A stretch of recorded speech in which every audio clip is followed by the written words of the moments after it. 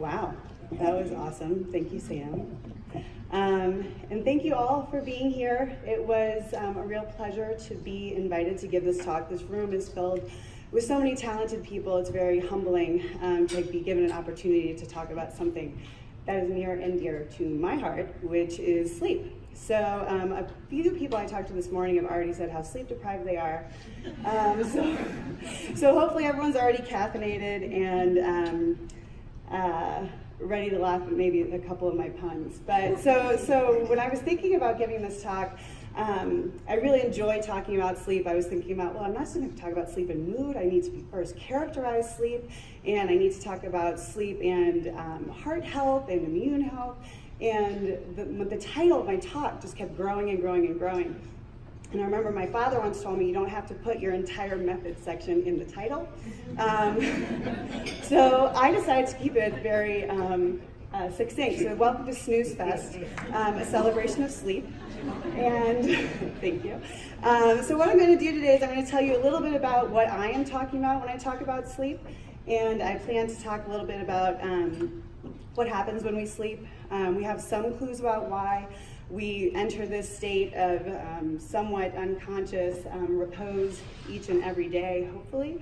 I'll talk about mood, thinking, and touch on some mental health issues with sleep, and then some sleep upgrades we can all maybe engage in. So if anyone is already in the sleep field, you probably are familiar with this quote, but I love it because I think it really captures just the importance of sleep. So if sleep does not serve an absolutely vital function, then it is the biggest mistake the evolutionary process has ever made. So all animals sleep. Plants have a circadian rhythm.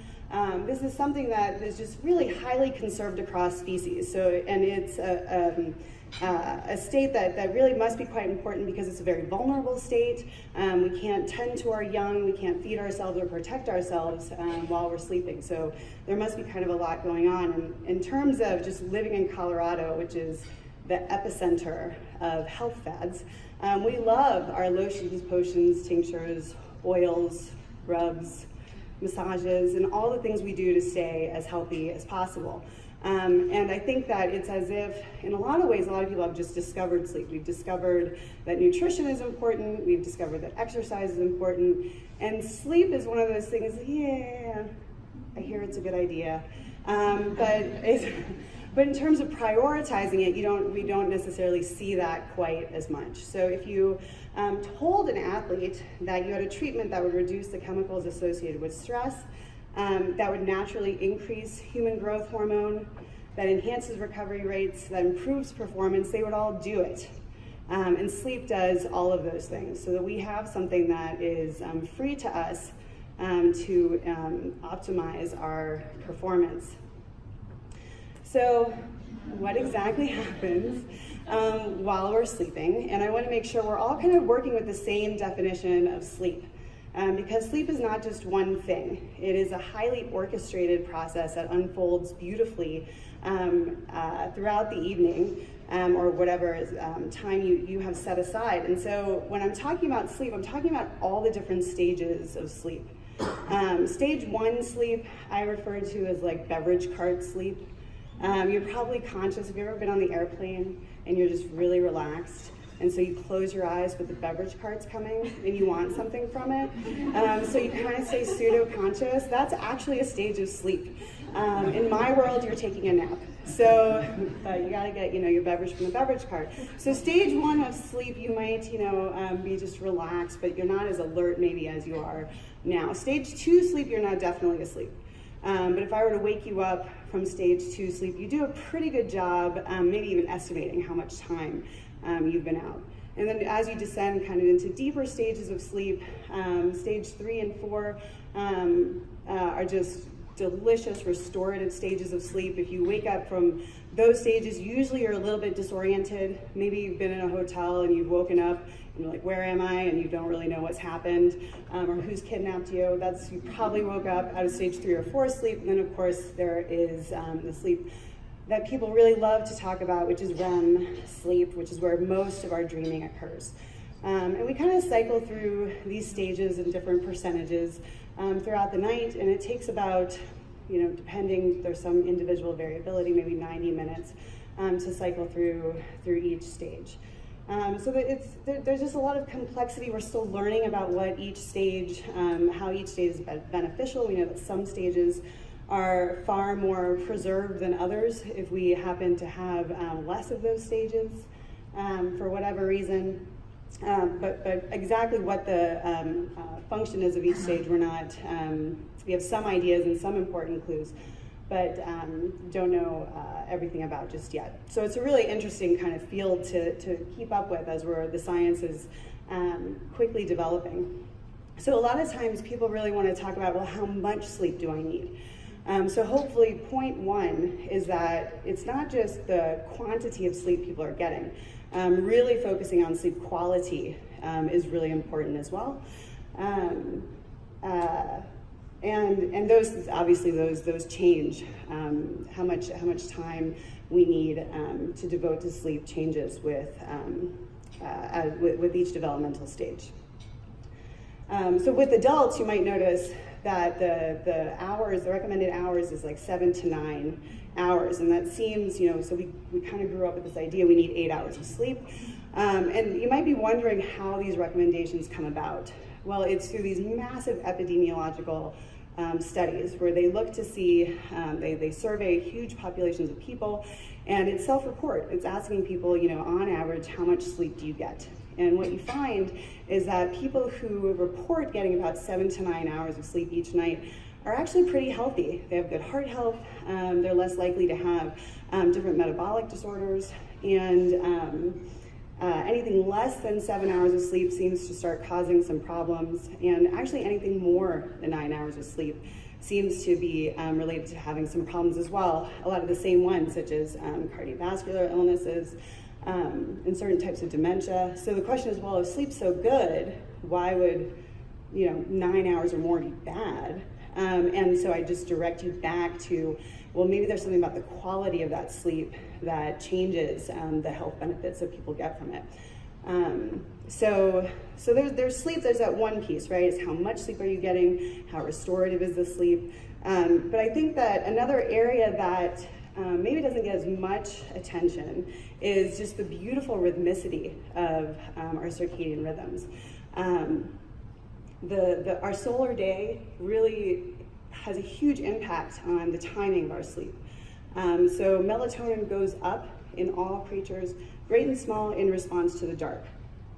So melatonin tells you it's a timing hormone. It says do what you do when it's dark out. So for people, hopefully that is to sleep.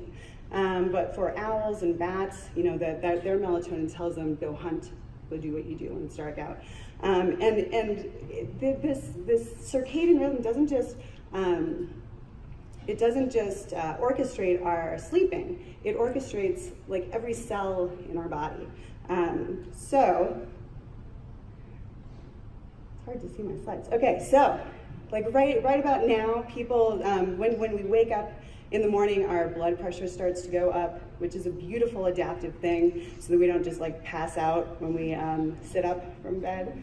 Our immune system is on a very tightly orchestrated circadian rhythm as well. And so the timing of sleep really gets to be important when we start considering our bedtimes and wake times.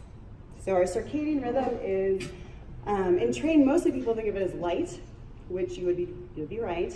That light is one of the biggest, what's called zeitgebers of our circadian system, or time indicators.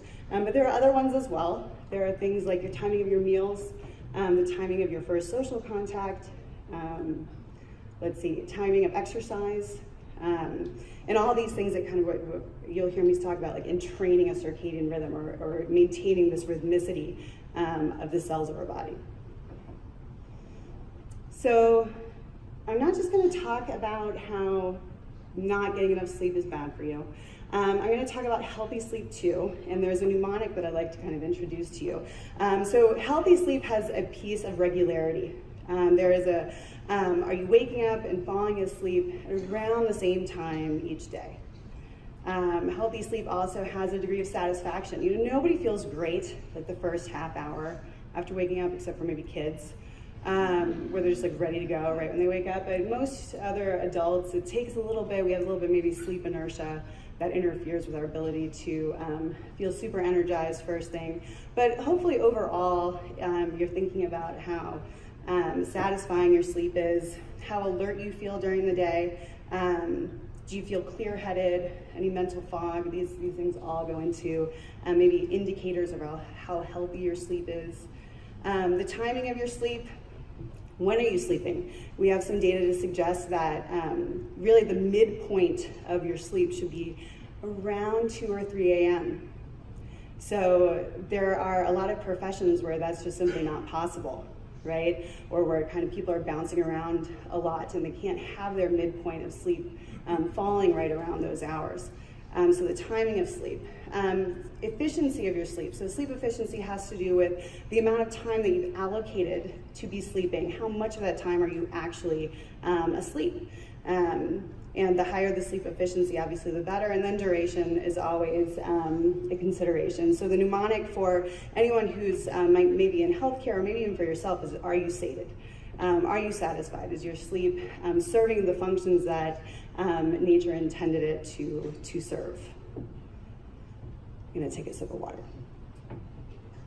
So, the burning question, yes, I was very excited to find a flaming question mark, is why do we sleep? So again, we don't really know why, but we have some very important clues as to why we do this. And one of the clues we have is about our immune system. So sleep has a very powerful effect on immune functioning, which is why when we have a cold or the flu, that one of our instincts is to sleep, right? This is your body's way of telling you, I need to heal myself, and one of the best ways for me to do that is to sleep, to really strengthen the immune system. So it's a really vital part of immune functioning.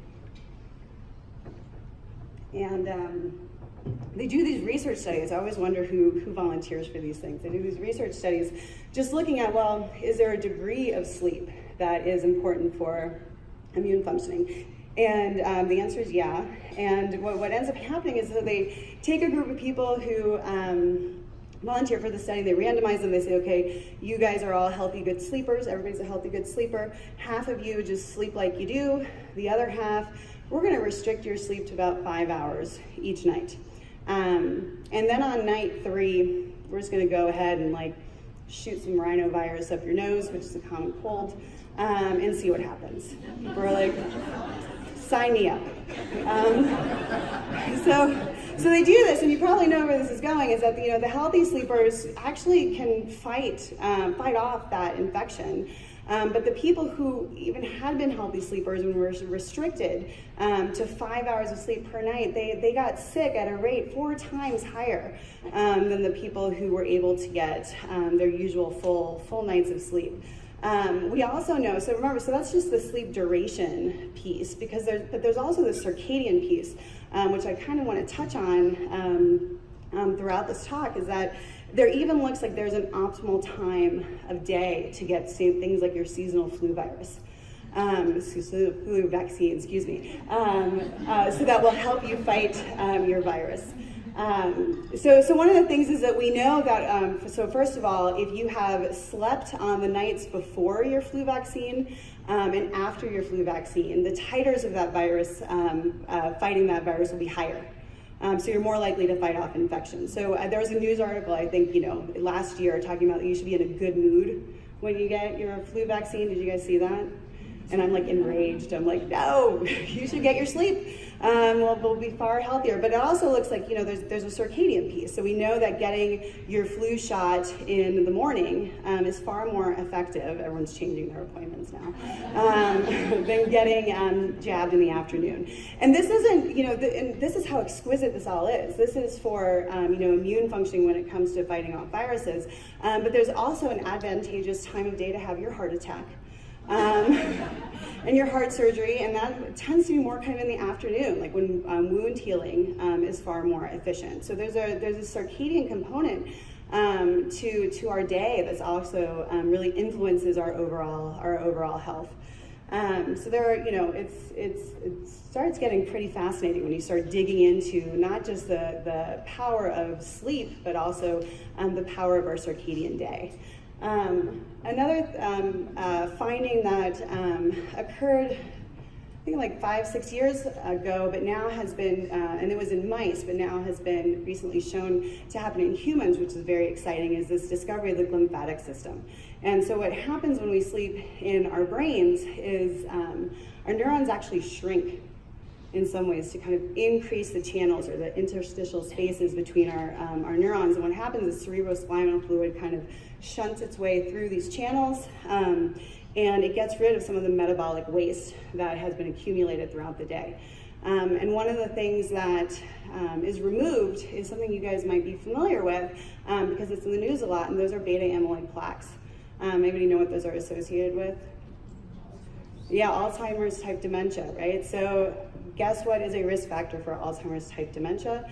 Is sleep disturbance, sleep disruption. And this might be one of the mechanisms as to why, is that this opportunity for this brainwashing is, that was another one, is lost because it occurs during certain stages of sleep. So, the current thought is that, sleep is important for our brain health in several different ways, and for learning and memory, but also for this newly found mechanism for waste clearance.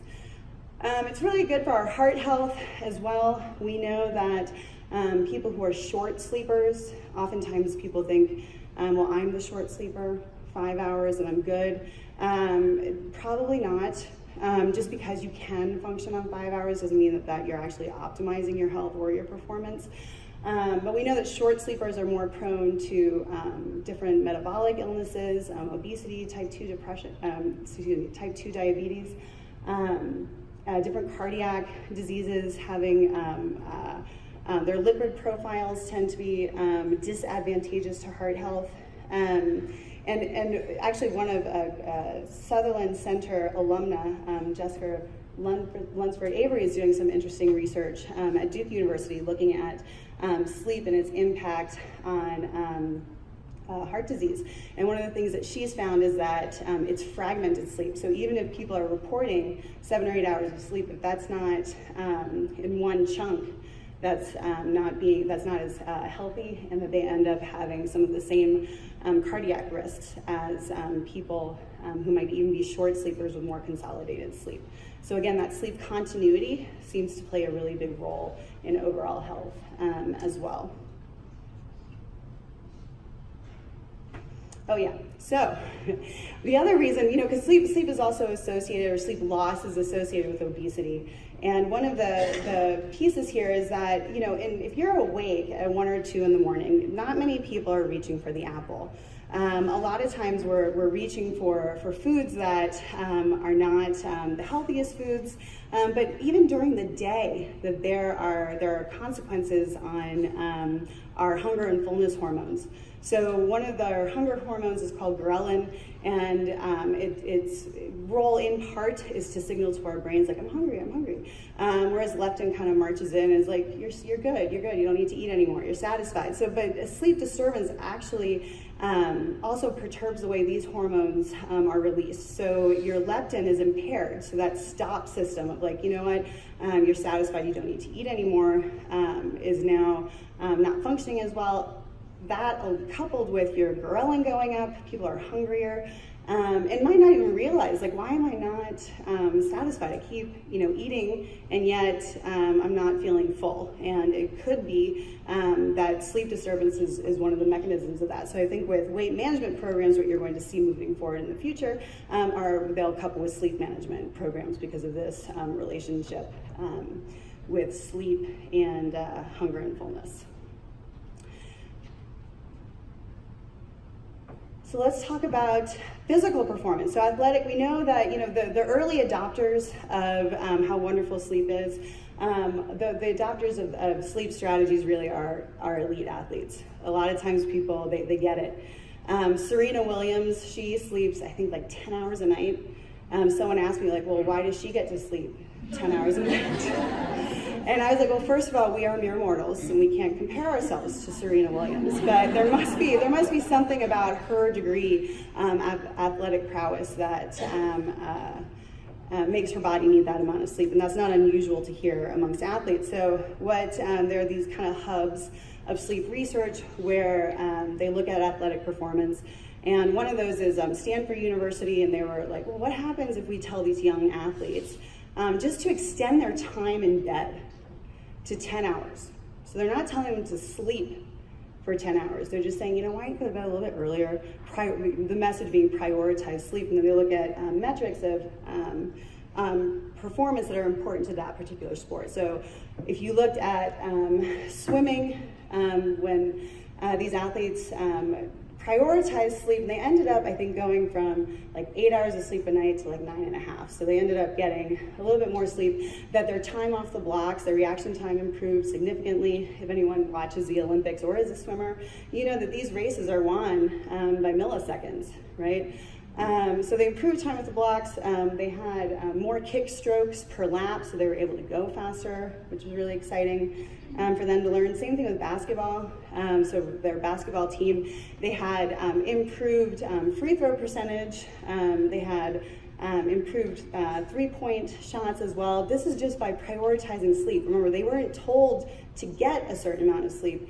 The instruction was to spend more time in bed, and for anyone who treats insomnia, you're recoiling a little bit for telling people just like hang out in bed. I'm with you. However, these kids did not have insomnia. And sleep is really in its heyday. Like the New York Times now is running articles about athletes who like sleep. That's amazing. So apparently this guy's a good pitcher. I'm not a baseball person. My husband likes the San Francisco Giants, so I don't know much about him, but apparently, because I had to read the article, because it talked about sleep, apparently he is just pestering all his teammates about sleep. So if they don't sleep well, and if they don't play well, they'll like find them in the locker room and be like, how'd you sleep last night? And they're like, oh man, don't start, not now.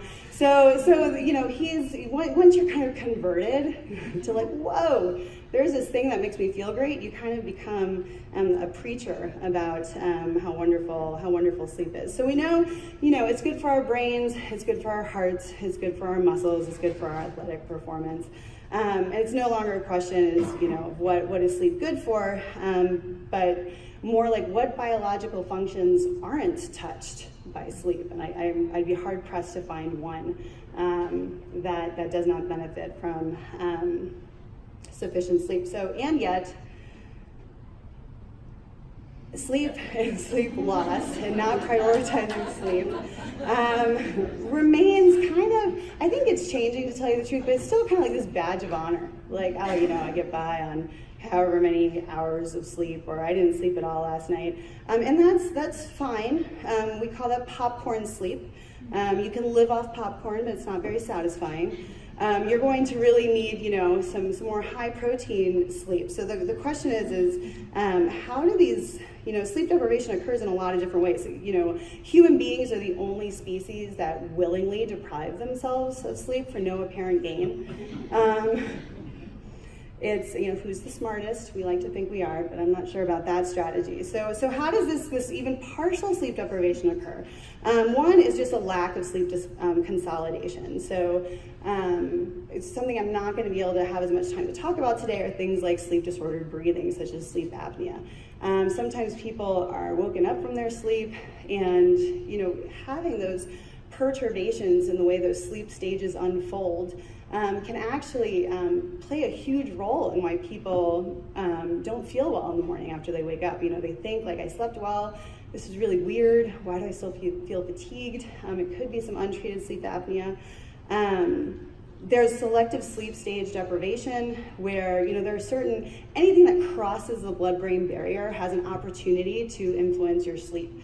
Either in a good way or possibly, and more commonly, in a negative way. So you may or may not be familiar with alcohol, but it's one of those things that definitely disrupts our sleep staging. So it brings kind of all the deep sleep earlier in the night, so that people are sleeping the first half of the night, and the second half of the night is like this light sleep and kind of going in and out of maybe some lucid dreaming, right? So again, it's not it's interfering with the sleep staging that seems to be just so important for our health. Most commonly, people just choose not to sleep, or they might have a diagnosis of insomnia. And this really does have a big impact on our mood. So again, looking at, they take a bunch of healthy volunteers and bring them to a sleep lab. And they're like, well, we need to learn about sleep and mood, and let's see if there's a difference between getting consolidated short sleep versus just the same duration of sleep, but interrupted periodically. And what they found is that interrupted sleep is actually far worse for us than short sleep duration that's consolidated. People tend to be very grumpy if they are woken up a lot. And they tend to report actually a greater deficit in positive mood. So negative mood doesn't necessarily increase dramatically. People say like, yeah, I'm feeling a little bit irritable, a little fatigued. But really what the problem is that nothing is very interesting right now. And so what does that sound like, that absence of positive mood? That sounds like the anhedonia we hear about like in major depressive disorder, right? Is a lot of times people will say, well, not only do I have low mood, but just nothing's interesting. I don't like the things. I don't have joy anymore from the things that I typically would derive a lot of benefit from. So a lot of data suggesting that both quantity and quality of sleep are both really important in mood in that way. And that's in healthy volunteers, right? So I'll tie that back into how that influences depression and bipolar disorder in just a few minutes. But sleep deprivation, this is one of my favorite studies, and false confessions. There was a research study where they brought, again, healthy volunteers in. You know where this is going. Half of the people got the sleep they usually get. The other half were allocated to, I think this was 4 hours of sleep, just overnight. And in this research study, they said, we're doing all these cognitive measures, and oh, by the way, our computer is super old. And if you're in a psychology department, this is like totally believable. They're like, our computer's really old. Whatever you do, don't press the escape key, because if you press that, we're just gonna lose all the data. So don't do that. And I was like, okay, fine. So at the end of the study, what they gave people is like this debriefing form. I've been paid. Yes, I'm okay to get home. And I press the escape key. And they looked to see who signed the form. And what they found is that, still some people who were well rested were like, yeah, sure, okay, whatever. But 50% of the people who didn't get enough sleep ended up endorsing something that was false. So if you think about kind of real world implications and about how we try to get information from people, this is not a very reliable way to do it. It's obviously depriving them of sleep. Also interesting from a cognitive perspective is sleep loss on decision making. So we find that when people don't get enough sleep, their ability to, their feelings of altruism decrease, especially in females. Their predictions of how well they're going to do on games that have to do with just chance, like gambling, rolling the die, and how much money do I think I'm going to win. People end up betting a lot more money. They tend to be just higher risk taking. Their ability to predict negative consequences is impaired, and you can imagine like the real world implications of this. Now when I hear like lawmakers work through the night, like how many times have you heard this? Policymakers work through the night. I'm like, you go back to bed, and then and only then do you get to make these policy decisions that have far-reaching consequences on our laws. So it's really time for an update about how we think about sleep. I can say that in medicine there's been a sea change where it used to be thought there was this distinction kind of between like primary and secondary insomnia. And the thought was in secondary insomnia that there's some sort of parent disorder that if you cure that, then the insomnia will kind of fall into place and the sleep issues will go away. And it's pretty clear that does not happen.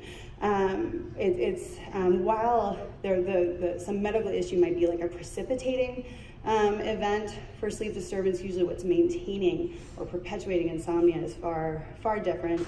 So that's kind of an old way of thinking. Insomnia is just insomnia now, and the reason that's important to emphasize is that means that it is always an entry point for treatment. No matter what is happening, if you improve people's sleep, maybe that parent disorder improves as well, but quality of life certainly does too. So that's a big piece. That's my favorite outcome in any study, is just like, well, was quality of life improved? Are people generally happier as a result? So for mood disorders, kind of the topography of sleep is often seen as like a prodromal symptom. And prodrome, you know what it is, even if the word sounds unfamiliar. Do you ever have that feeling you have that tickle in your throat and you're like, oh no, when I wake up tomorrow I'm gonna be sick, I'm gonna have the flu. Well, that little tickle in your throat is called a prodromal symptom, or something that heralds a full-blown illness.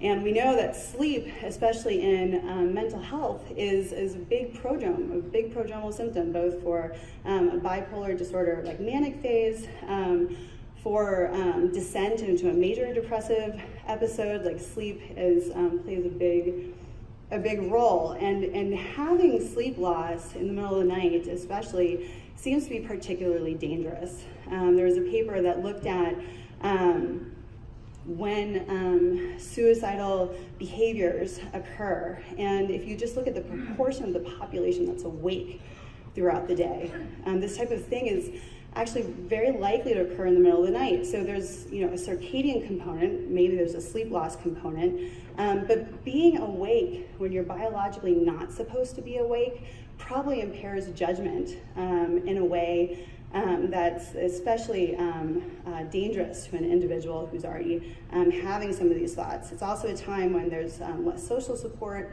so sleep fragmentation and not being able to sleep in the middle of the night has far-reaching implications, not only for suicidal behavior, but probably any sort of propensity to engage in behaviors you don't necessarily want to when your impulse control is diminished. So there's a circadian component even to some decision making. Obviously, where I think this really signals is that we're really interested in suicide prevention efforts, and in a lot of ways that's like finding a needle in a haystack. It's very difficult. However, one big piece that might have quite a meaningful impact is this idea of sleep and improving sleep and targeting it if we know that something has gone awry there. Okay. That was my time, pretty good. Okay, so antidepressants in sleep. What's also interesting is that some of the, a lot of the medications that we use in psychiatry, we don't actually always know exactly how they work. We have some ideas and are always discovering new ways that they're useful. One thing that we've known about antidepressants actually for quite some time is that some, are used, are more sedating and can actually help people sleep. But when people benefit from an antidepressant, one kind of biomarker of what's happening is that their latency, meaning the time to their first REM sleep episode, is pushed forward. So a lot of times if you're looking at somebody at their sleep architecture and those electrical signatures of where each sleep stage is occurring, people currently in a major depressive episode are entering their first stage of REM sleep far earlier than people who do not have depression. So they're maybe having their first bout of dream sleep within the hour of falling asleep. And once antidepressants are taken and they're deriving some mood benefit from them, if you measure through polysomnography once again their sleep stage and you see that their REM sleep has been pushed forward and is now landing at a place that is very similar to someone who does not have depression. So one way that these meds might work might be in tinkering with the sleep architecture in some advantageous way. So when you hear that antidepressants suppress REM sleep, it doesn't mean that it goes away. It just means that it's changing maybe the timing of when it occurs. We know everyone in this room is probably very familiar with sleep and bipolar disorder, that sleep and circadian actually issues have really been implicated for the onset of new episodes. It looks like people, especially with bipolar 1 disorder marked by discrete manic episodes, have some circadian misalignments that might be part of the puzzle of what exactly is going on. People say that one of the criteria for a manic episode is this idea of a decreased need for sleep. And that's self-report. Obviously, sleep is always needed. It's not literally like people don't need sleep, but people are reporting like, yeah, I feel great off far less sleep than I typically get. I'm down to 5 hours, 4 hours. This is kind of heralding like, oh, there might be something that's going on in terms of hypomania or mania. Hypersomnia, which doesn't get a lot of airtime, is also something that often occurs in the depressed phases of bipolar disorder. Hypersomnia is literally sleeping far more than is typical for somebody, and people don't feel refreshed as a result. People say, like, I don't take a nap, I take a coma, I am out. And when I get up, I don't feel good. So it's not just fatigue, it's literally sleeping far more than is typical. So that can happen, especially more likely to be occurring for depressed episodes within the context of bipolar disorder. It can also happen in unipolar depressions too. But something that maybe is not quite, doesn't get as much attention is kind of inter-episode sleep. We're still seeing usually like kind of a propensity for a delayed circadian phase, meaning that people tend to like going to bed later and waking up later. And so what's interesting is that some of the medications for bipolar disorder, actually for especially manic phases, really seem, well, there's beyond the scope of this particular talk about all the different mechanisms that they work. But one piece that seems to be clear is their ability to stabilize circadian rhythm.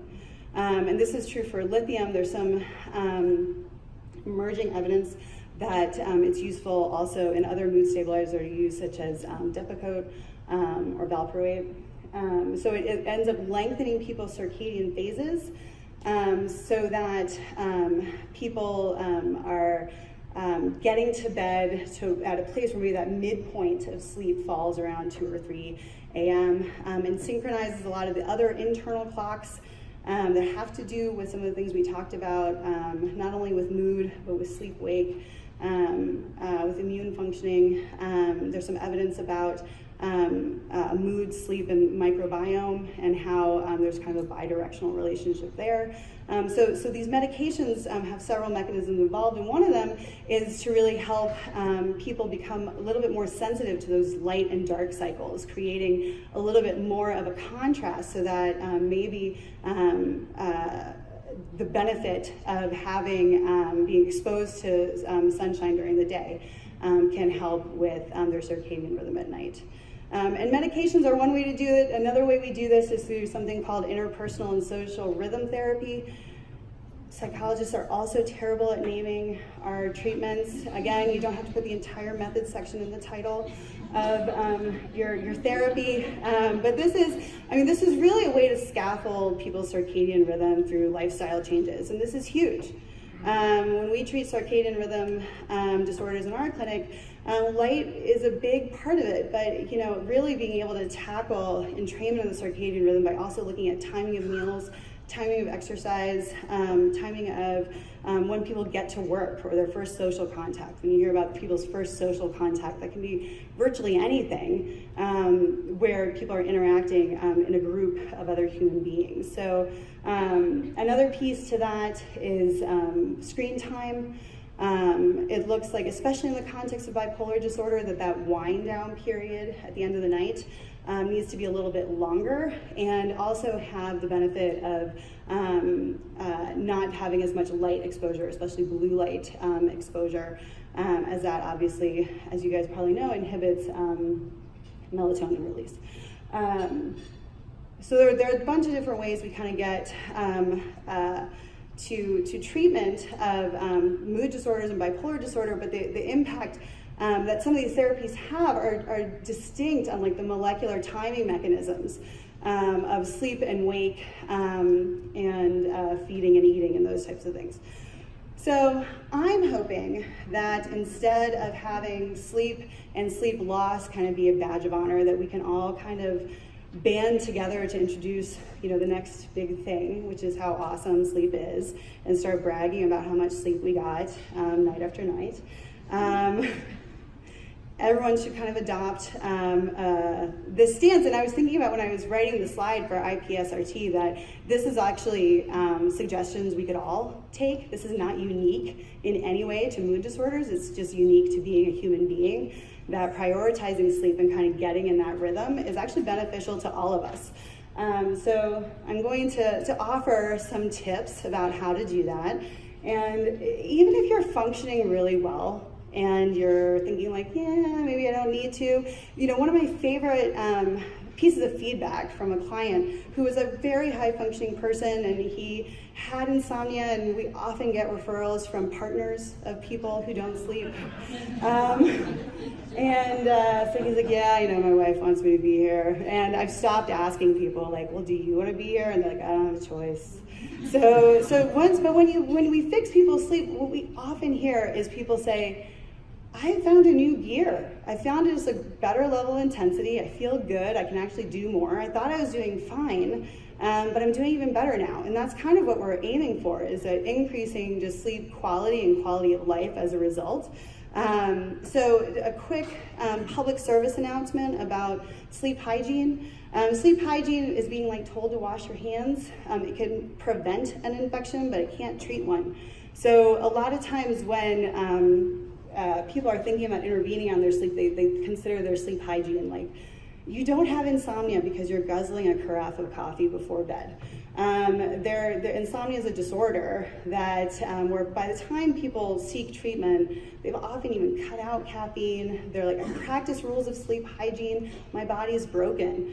No, rules of sleep hygiene aren't going to fix your sleep. They protect intact sleep, but they're not going to do much for fixing insomnia and other sleep disorders. So one piece of advice is do not blast a tired brain with light at night. And there are just so many reasons for this that extend beyond the fact that of melatonin. This usually when people are on a computer late at night, they're not watching Leaves on a Stream. They're looking at social media and engaging in, like everyone else's life is better than mine. Or they're engaged in, watching, binge watching television shows. There's stimulating activities going on. It's beyond just the light piece that we're asking people, don't do this. This is a bad idea for several different ways. One is that you want to reserve your bed for sleep. That's the only thing that should be happening there. So, when you go to bed, whether or not you know it, your mind is like, well, what are we doing tonight? Are we thinking? Are we eating? Are we watching Netflix? You don't want anything on the menu except for sleep. So we say if it glows and it's a rectangle, which is basically any sort of technology, technically it shouldn't be in your room at all. Consider parking those things elsewhere and kind of keeping your room as a sacred space for sleep. Also creating a cozy ritual, and this should be something that you can take with you anywhere. You should not be distraught if you go sleep elsewhere and you don't have access to your usual sleep rituals. For some people, a lot of times people, when I ask people what they do at night, they're like, well, I eat dinner, put the kids to bed, do the dishes, check my email, answer some emails, prep for the next day, brush my teeth, get into bed, pull up the covers, and hope I fall asleep. It's not going to work. You need definitely a buffer zone, create more of a distinct line between the beginning and end of your day. even if it's just for half an hour, creating that comfy routine. Self-care. A lot of times a very common thing we hear is, I get into bed and my mind is racing. So one is, if your mind is racing over the same types of things every night, probably that's a topic that needs to get some thought earlier in the day. And whether that be leaning on your social support or getting to therapy or journaling, it can be almost anything. If the same thoughts and worries are visiting you night after night, your mind is telling you something. You need to give some attention to some of these preoccupations. And consistency. There's one piece of advice that is considered probably among the most important within the sleep field, is this piece, is that no matter the quality of your sleep, try to get out of bed at the same time every day. And that includes the weekends. That period of time where people are accumulating a sleep debt all week and then crash on the weekends is actually a pretty unhealthy lifestyle. It would be better to get consistent sleep and be up at the same time each day, especially when you kind of give thought to how much our bodies really enjoy that oscillation between night and day. A lot of times people will say, if you ask people, like, what's your worst night of sleep? Typically people say Sunday night. And the attribution is, well, I'm stressed or I'm worried about the work week, where really what's probably happened is that they have completely dispensed their sleep drive by sleeping in on Saturday and Sunday. So that sleeping on that Sunday night gets to be a little bit more challenging. Yeah. So this is a topic I love talking about. Hopefully you guys have gotten something from this too. Maybe we all will, band together to prioritize sleep a little bit more and spread the good word that this is something that is healthy for both our bodies and our minds. So thank you.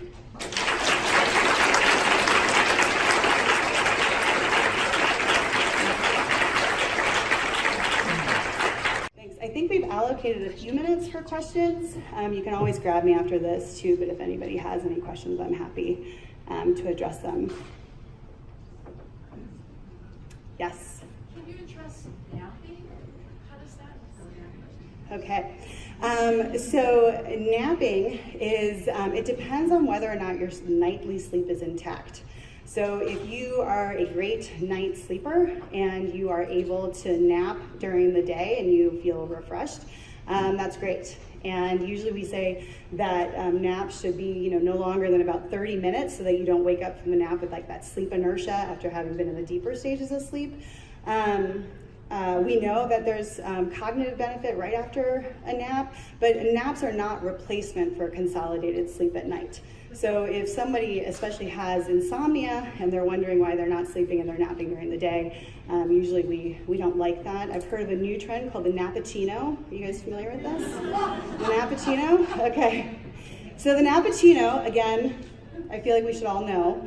I don't necessarily recommend it. You'd have to have the ability to fall asleep very quickly, but this is where you drink some coffee and then go take a nap really fast, so that by the time you wake up a half hour later, that caffeine has exerted its effect and you wake up more refreshed than ever.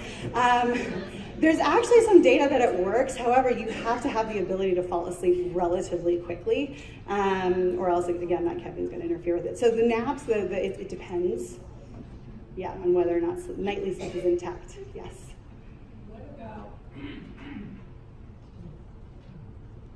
What about second sleep? I often wake up at 3 in the morning and then I'm up for a little while and I go back to sleep. And it's a really good sleep after that. And I told my friend, he says, that in Europe they call that second sleep and it's normal. Mm-hmm. Yeah. So some people, I get that question a lot about biphasic sleep, like can you have like these two chunks of sleep that end up equaling, 7 to 9 hours. So this is a tough question to answer because it's a really tough sleep schedule to maintain. Our society doesn't work on that schedule. So they're being able to kind of study that sleep pattern over a long period of time is actually challenging. Interestingly, one industry that's very interested in this type of sleep is the tugboat industry. And so these are the things you learn. And so you're like, we're talking about tugboats and bipolar disorder. But yeah, no, there's a big question about, can people stay alert and be ready to go, but still have, these shifts that are pretty long. So the answer is yes, people actually feel more cognitively alert. Their reaction times are good, their decision making is good after, just a 4-hour chunk of sleep. But I think the more interesting question from my perspective is, what are the long-term outcomes on health? Because we already know that fragmented sleep can be detrimental, but you're asking about like a degree of fragmented sleep. If it's biphasic or 2 chunks, is that okay? And I don't think we have a great answer to that. Yes? Do you have any information on sleep on ADD? Yes. So sleep and ADD, actually somebody that I talked about earlier, Jessica Lunsford Avery, who's a Sutherland Center alumna, she's actually doing a really interesting study with kids who have ADHD, and that some of them are prescribed methylphenidate, so they're using Ritalin or Adderall, and one of her hypotheses is that it's not necessarily the drug that is intervening on the ADHD symptoms, but it's actually the crash from the drug and the enhanced sleep at night that might be helping these kids. So she is currently doing a study where she's randomized people to either receive the drug or some sleep training, and looking at outcomes on ADHD symptoms as a result. So we know that sleep is impaired in virtually every single mental health issue that you can think of, and with ADHD, obviously that is marked by hyperarousal. You end up seeing sleep impairment and sleep fragmentation, and for a lot of people, if that is improved, why wouldn't attention, something like the markers of attention, be improved as well? So yes, ADHD often is accompanied by sleep disturbances, and if you intervene on the sleep disturbances, you can see an improvement in symptoms of ADHD. Yes? Right. One of the things that patients complain about most when they're residential inpatient are these 15-minute head checks. Right. Because they feel like they're getting awake all night long, Mm-hmm. and they feel like that interferes with them getting better. And I wonder if there was any research on the impact of head checks in residential settings. Right, so the question is about like bed checks in residential settings. I'm guessing you're talking about inpatient psychiatric settings. So I have, and what that also brings to mind is if anyone's ever had a prolonged stay at a medical hospital, how much you're interrupted. Like, we're going to check your blood pressure now. We're going to check, your medication. So in ICUs, in intensive care units, I know that nationwide there is an enlightenment about maintaining people's circadian rhythm while they're hospitalized. So keeping lights low and not disturbing them, so they're immune functioning. In terms of and healing, and people are obviously discharged faster if they're able to sleep. With head checks in residential facilities, I actually have seen more data about the sleep there's terrible, just in general. So now what's happening is, can part of the discharge plan be addressing sleep outpatient? And I think the results of some of those studies are coming in. I think it has great intuitive appeal that letting people sleep will make them feel better. But I think residential facilities also have to balance that with safety. Maybe there's a better way, but yeah, that's a great point. Yes? Would treatment, either training or medication, be any different for folks who have more of a neurologically based sleep disorder like restless leg syndrome or REM behavior sleep disorder? Yeah. So restless leg syndrome, so the question was, with restless leg syndrome or REM sleep behavior disorder, are there preferential treatments, whether it be medication or maybe lifestyle related? Is that kind of what you were getting at?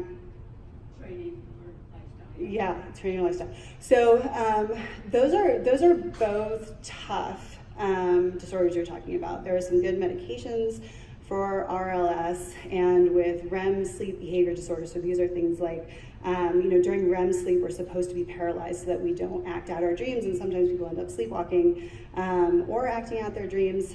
So for kids, sometimes those are scheduled awakenings can be useful. Because we know kind of what the timing of REM sleep is. For adults, you can have scheduled awakenings as well, but that they're kind of imperfect strategies. And also we don't like waking people up all the time, so there's some ways you can derail the process, but for both of those, usually first line ends up being meds. Yeah. Yes? What about medications that are prescribed for sleeping, whether they be over-the-counter or prescription? Can you talk a little bit about the quality of sleep that's associated with being knocked out by something? So the question is about sleep medications and what like the quality of our sleep is. So there's nothing that mimics natural sleep. So that's just first and foremost. And that really the first line of insomnia treatment for anybody, according to the American Academy of Physicians, is cognitive behavioral therapy for insomnia. This is a behavioral intervention that recalibrates people's ability to sleep and without medication. So we know that that's the gold standard. It's the most durable, meaning it's the longest lasting. That being said, now when people develop a drug, they have to show what its impact is on things like sleep architecture and that sleep staging. We know that some medications really tinker with that. For example, sometimes people are prescribed a benzodiazepine for sleep, and we know that really diminishes the amount of time people spend in deeper stages of sleep. Sleep medications like Ambien actually don't seem to have any